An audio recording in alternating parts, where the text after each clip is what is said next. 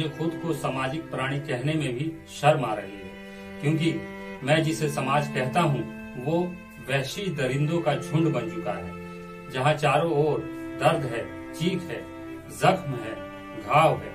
इसके अलावा भी अगर यहाँ कुछ और है तो वो सिर्फ और सिर्फ एक खामोश सा डर है, एक ऐसा डर जो मेरे चारों ओर मंडरा रहा है, हर क्षण, हर समय। इसी डर से मैं हर पल बचना चाहता हूँ, अपनी बेटियों को भी इसी भयानक डर से बचाना चाहता हूँ, क्योंकि बेटियां बचेंगी तभी तो पढ़ भी पाएंगी। इसलिए मुझे हर पल ये डर सताता है कि ना जाने कब कोई दरिंदा उन्हें नोच डाले, उसके जिस्म को रौंद डाले, उसकी मासूमियत को हमेशा के लिए कुचल डाले, एक महकते हुए फूल को खिलने से पहले ही अपने खूनी जबड़ों से चबा डाले। मुझे ये भी डर है कि ना जाने कब अचानक दरिंदों की एक बेलगाम भीड़ मेरे घर में घुस आए और मेरे परिवार को नेस्त नाबूद कर डाले। मुझे ये भी डर है कि ना जाने कब मैं किसी वहशी और भूखे भेड़ियों की भीड़ का शिकार हो जाऊं और वे मेरे बदन को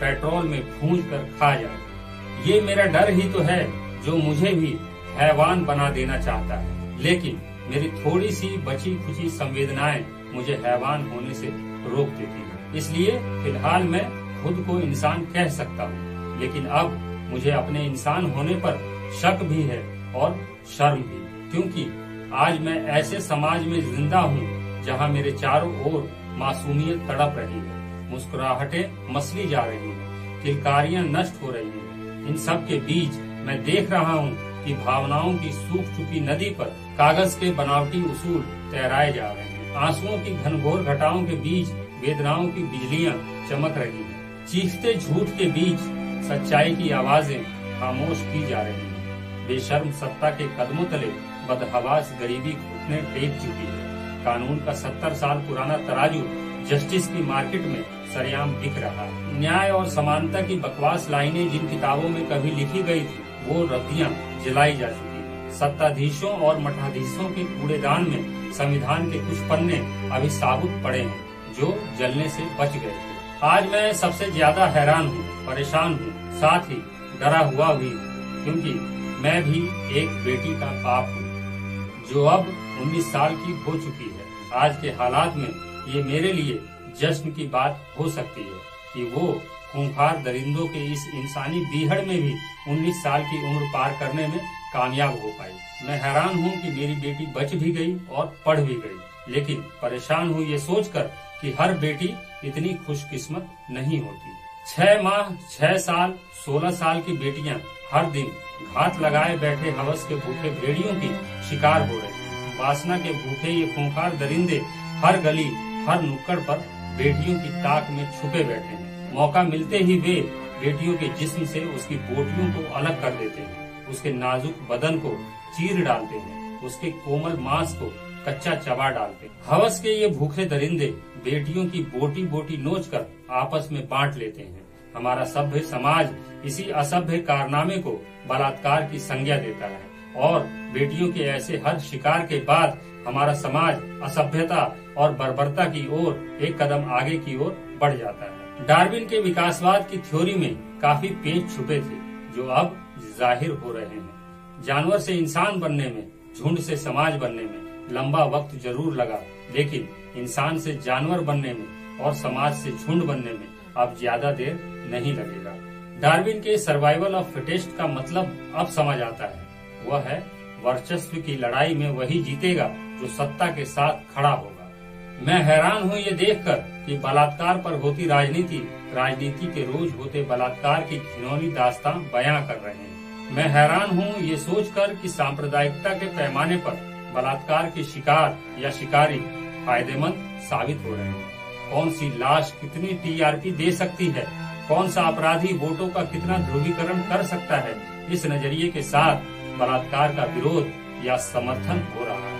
मैं हैरान हूँ ये जानकर कि जिन बलात्कारों में सांप्रदायिकता का मजा नहीं, उन वारदातों पर हमारा सभ्य समाज खामोशी की चादर ओढ़े सोया रहता है। मैं हैरान हूँ कि हमारा सभ्य समाज एक पागल कुत्ते की तरह तभी जागता है जब वह लाश के मजहब को सूंघ लेता है। मैं हैरान हूँ ये देखकर कि हर जघन्य बलात्कार के बाद मौकाए वारदात से बच्ची की लाश से पहले उसके मजहब की तफ्तीश हो रही है। मैं हैरान हूँ ये सोचकर कि बेटियों के जिस्म में वो कौन सी ऐसी चीज छुपी होती है जिसे पाने के लिए दरिंदे उसकी ताक में घात लगाए छुपे रहते हैं और मौका मिलते ही उस पर टूट पड़ते हैं। मैं ये जानना चाहता हूँ कि 6 दिन, 6 महीने, 6 साल की बच्ची में भी क्या वही टेस्ट होता है जो एक 60 साल की बूढ़ी औरत में होता है?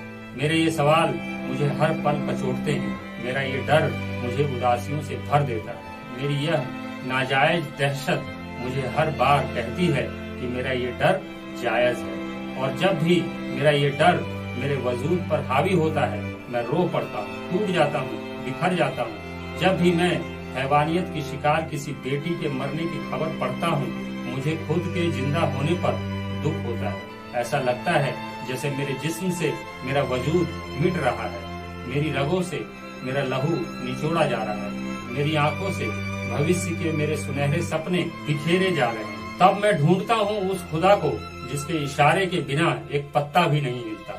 मैं पुकारता हूँ उस परमात्मा को जो संकट के समय अवतार लेता है।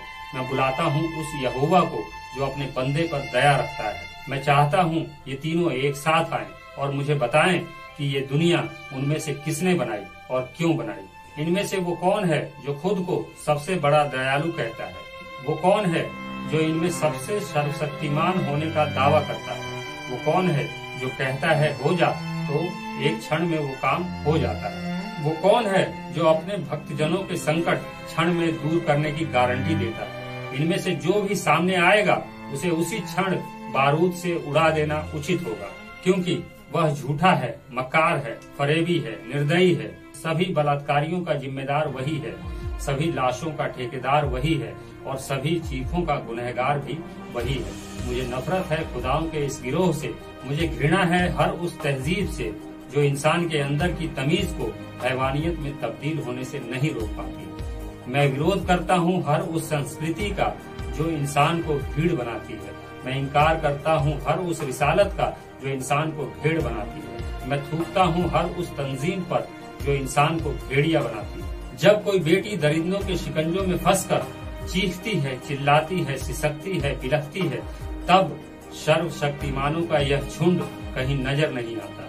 ईश्वर लापता हो जाता है, यहोवा गुम हो जाता है, गॉड मर जाता है और अल्लाह बेशर्मी के किसी अंधेरे कोने में मुंह छुपा लेता है। या ये सब के सब निर्लज होकर मासूमियत से बलात्कार के इस खौफनाक मंजर का लुत्फ उठाते हैं।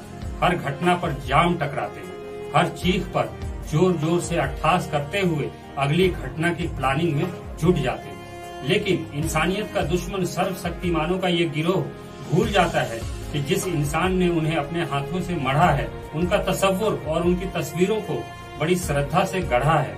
उसके फलसफों और उसकी रवायतों को जिन हाथों ने और जिन दिमागों ने, जिन ख्यालों ने और जिन विचारों ने बड़ी तसल्ली और इत्मीनान से तैयार किया है, एक दिन वही इंसान अपने उन्हीं नापाक हाथों से इस पूरे खुदाई निजाम को हमेशा के लिए उखाड़ फेंकेगा।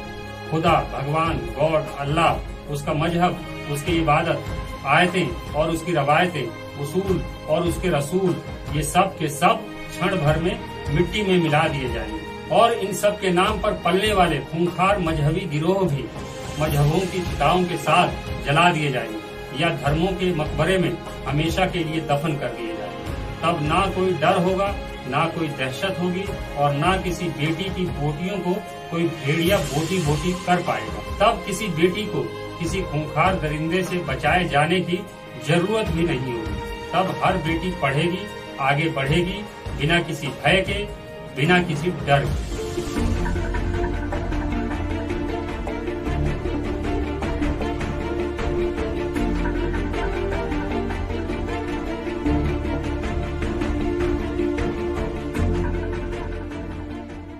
अगर आप मेरे विचारों से सहमति रखते हैं तो मुझे इस नंबर पर आर्थिक सहयोग भेज सकते हैं। मुझे आपके सपोर्ट की ज़रूरत है। इंसानियत जिंदाबाद।